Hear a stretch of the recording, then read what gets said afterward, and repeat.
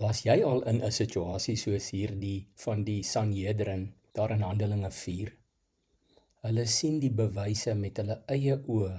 Hulle besef feitelik al die inwoners van Jerusalem weet ook daarvan en hulle is beïndruk.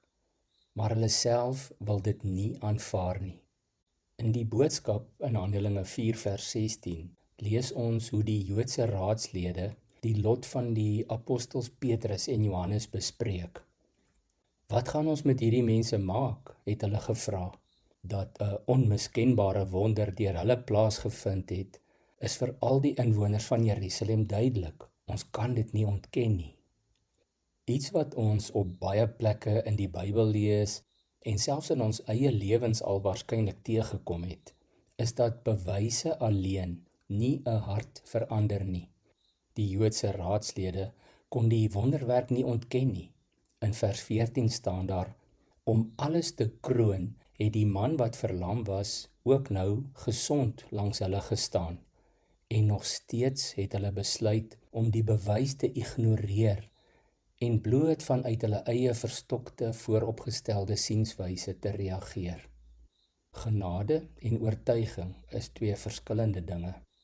Om te sien kan 'n hardkoppige mens nie noodwendig oortuig nie.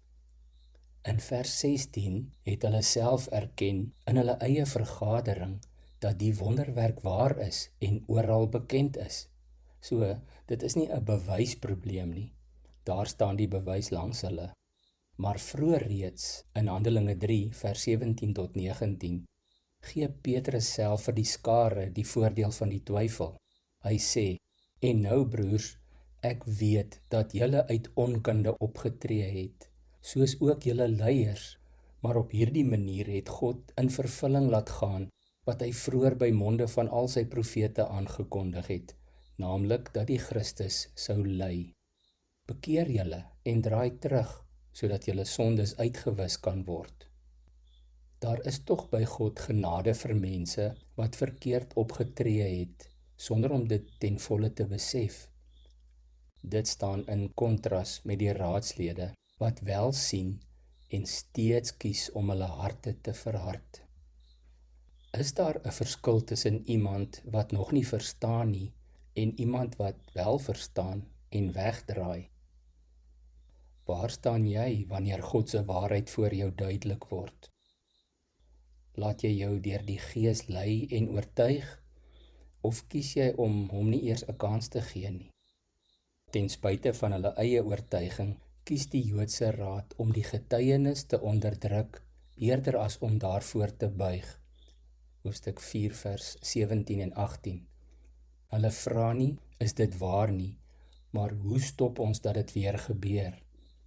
Mag hierdie teks ook vir ons dien as 'n waarskuwing teen mag wat waarheid wil beheer, in plaas daarvan om die Heilige Gees se leiding te vertrou. Kom ons bid saam. Here, vergewe ons waar ons dalk self al waarheid gesien het en tog nie ons harte laat versag het nie. Baie dankie vir die genade wat U gee, wat selfs ruimte maak vir foute wat ons in onkunde gedoen het. Wees ons genadig en help ons deur U Heilige Gees om fyn te kan onderskei, om U leiding te volg en om gehoorsaam te wees aan U wil.